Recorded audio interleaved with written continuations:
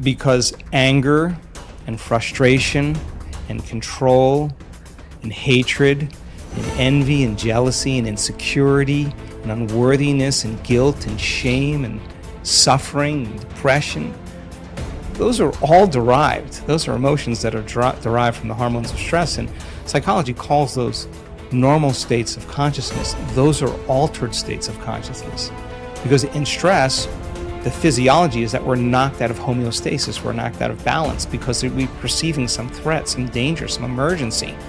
And so the stronger the emotion you feel to whatever stressor there is in your life, the more you pay attention to it. And so in time then, you have to keep your attention on all the important elements in your life. So you sit down to do a meditation, and when you're living in stress and you're living in survival, there's only 3 things that are important in that moment.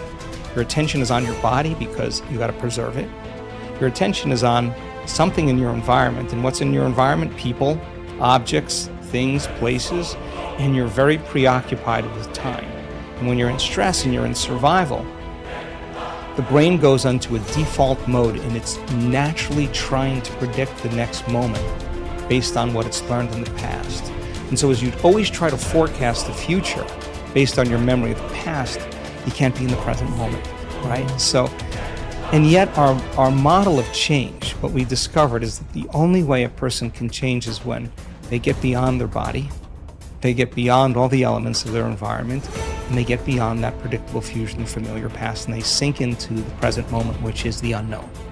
So if you can't do that because of the hormones of stress, most people will sit down and they'll say, okay, I'm going to close my eyes, I'm going to start this process where I'm going to rehearse how I'm going to be today, and they start thinking about their cell phone. They start thinking about all their emails, and they start thinking, I can't meditate. There's something wrong with me. It's my mother's fault, And they actually believe that thought to be the truth, and then they get up and they actually reaffirm it and say, I can't meditate. Now, I can tell you that if you are willing to see that thought as just a thought in your brain, and you're curious what's on the other side of that thought, yeah, you're going to feel uncomfortable. But if you had some tools and skills to apply, and you were able to take your attention off your cell phone and settle your body back down into the present moment, that would be a victory. And then your body would say, come on, you gotta feel a little frustration now, you gotta be impatient, you gotta be judgmental, come on, that's what you always think, that's how you always feel. And you, like an animal, you settle the body back down into the present moment, and you tell it it's no longer the mind, that you're the mind. That's a victory. Then the body says, hey dude, you're super busy, you got a lot of things to do, you got a lot of people to see, you got a lot of places to go, you got a lot of things to do, and you've been doing the same thing every day. Your body's going to want to get up and do something. You're going to want to quit because your brain's telling you that you can't do this. If you had the awareness to settle the body back down into the present moment, you would be executing a will that's greater than the program, because most people lose their free will to those programs, and it's that tedium in the beginning that is an uncompromising will, where you keep training the animal to stay, to take all of its attention off the environment, to get beyond all the cravings, the feelings, the habits of the body, the drives of the body, and catch yourself defaulting to that predictable future, bringing the body back into the present moment, siphoning energy back, your attention into the past based on those familiar emotions of the past. We've discovered that if you're willing to do that for just a few days, you could actually liberate an enormous amount of energy from your body. You go from particle to wave, from matter to energy, and you're literally transmuting those limited emotions into elevated emotions, and something really beautiful happens if you're willing to fire the crucible and sit through that long enough. All of these emotions move, that energy moves right up into the heart, and the person starts falling in love with life. They start feeling this state of gratitude, this gratefulness to be alive, this ineffable word of relaxed and awake. And something really magical happens when we've discovered this little simple thing. When that energy makes it to the heart, there's only one place it wants to go, and it goes straight to the brain. So the person starts relaxing into their heart when they feel this feeling, and the more they relax into the heart, the more their brain all of a sudden starts becoming aroused.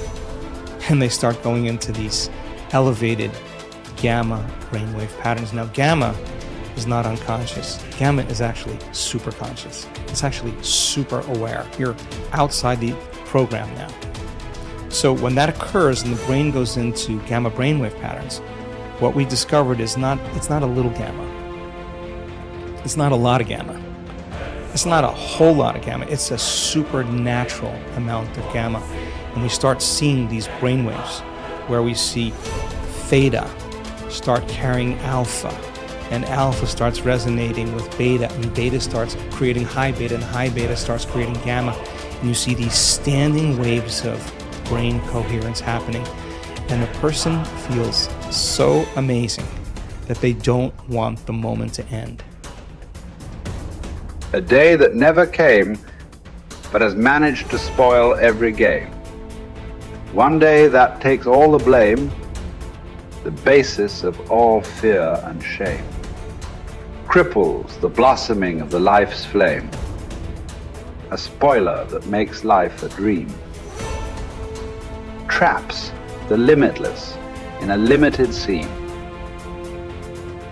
One day that takes all the blame, the basis of all fear and shame. Cripples the blossoming of life's flame. A spoiler that makes life a dream. Traps the limitless in a limited scene. A day that never comes but the world it ruled. Tomorrow never happened to anybody, but the idea of tomorrow has robbed people. A huge mass of people of their life. Just the idea. Nobody ever touched a tomorrow in their life. Nobody ever experienced one. Nobody ever saw one. Just the idea completely robs people of everything that could be life. You can only behold now. You can never behold tomorrow. Not because it's out of reach, because it doesn't exist. You can only imagine tomorrow. You will never behold tomorrow. Never ever. But still, for most human beings, it is this, an idea. An idea whose time will never come. It is that idea which drives most people's lives, unfortunately. Even if you drive your life with an idea, even if you drive your life with an idea, you must drive with an idea whose time may come sometime, but this is an idea whose time will never come. But it still drives people. It still drives most lives on the planet. That is why most lives on this planet are not lives. They're just a bunch of thoughts, emotions, ideas, prejudices. Most lives are not a reality. They're just a psychological. They're just a psychological existence. They're just a dream, because reality happens now. Reality happens here. In your mind, only a dream can happen. And life and death will happen today. Dream is about tomorrow. It's better to dream of something that will come true. Tomorrow is a dream that will never come true. So, what you refer to as spiritual process, it's about knowing life. You can know life only today. You can know life only now. This is the moment. I'm not trying to give you a teaching. When I say this is the moment, oh, he said, this is the moment. It's not about that.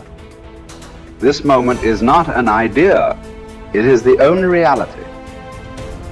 This moment is not a teaching. It is the only living thing. It is the only living thing in the existence is right now, nothing else. So don't try to understand it. Don't try to digest it. You just have to behold it in all its entirety. Start with the rain, good way to begin.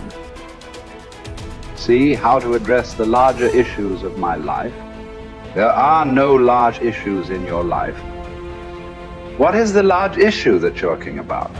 It is just about what job to take, which girl to marry, where to go for vacation, whether to get married or not get married, you know. These are the things, isn't it? These are not large issues. These are little things in your life. Yes. Oh, is it just a small thing whom I get married to? I'm not saying it's a small thing, but as an issue, it's a small issue, little issue, as a consequence to your life. Yes, it has many things. But this is something that human beings have done for millions of years. We have enough experience on these things, isn't it? We know that whatever job we take, whoever we marry, it is just the way we make out of it. Every experience of life, you can make it an enriching experience. Every experience in your life, you can make a curse out of it. See, there is nothing wrong in your job, whatever job you're doing. There's nothing wrong getting this job. There's nothing wrong in losing this job. There is nothing wrong in getting married. There's nothing wrong in getting divorced.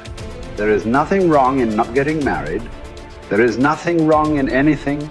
There is nothing wrong in this or that, but it is just that you make misery out of it. That's wrong. You do this, you make misery out of it. If you do that, you make misery out of it. That's what is wrong with you. So you got married. Is it wrong? That's not the point. There's nothing wrong with it. You did not get married. Is it wrong? No, there's nothing wrong with it. That's wonderful too. You got divorced. Is it wrong? No, that's also wonderful. It is just that you make misery out of everything. That's what is wrong. You just address that one issue, everything will be settled. That's what we are looking at. How not to make misery out of everything? If this one thing is settled, everything is settled, isn't it? Yes.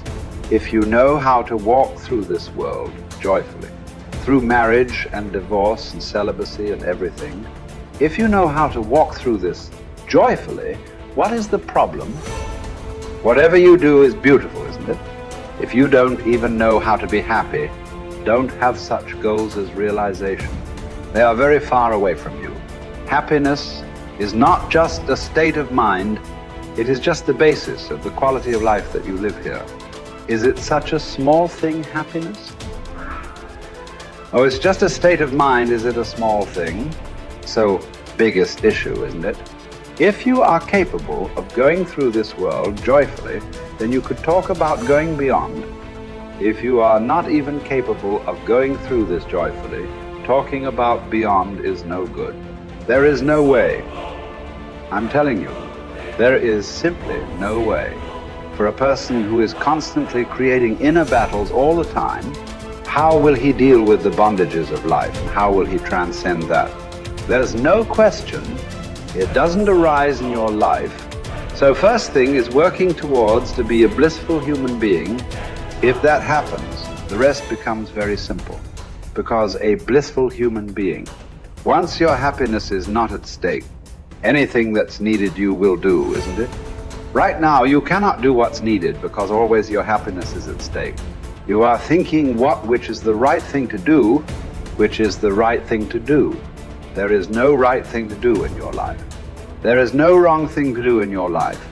If you know how not to make misery out of everything that you do, whatever you are doing is the right thing. If you are making misery out of everything that you do, everything that you do is a wrong thing. So that's the only issue you have to look at. Others are all petty things. What does it matter which way you do it?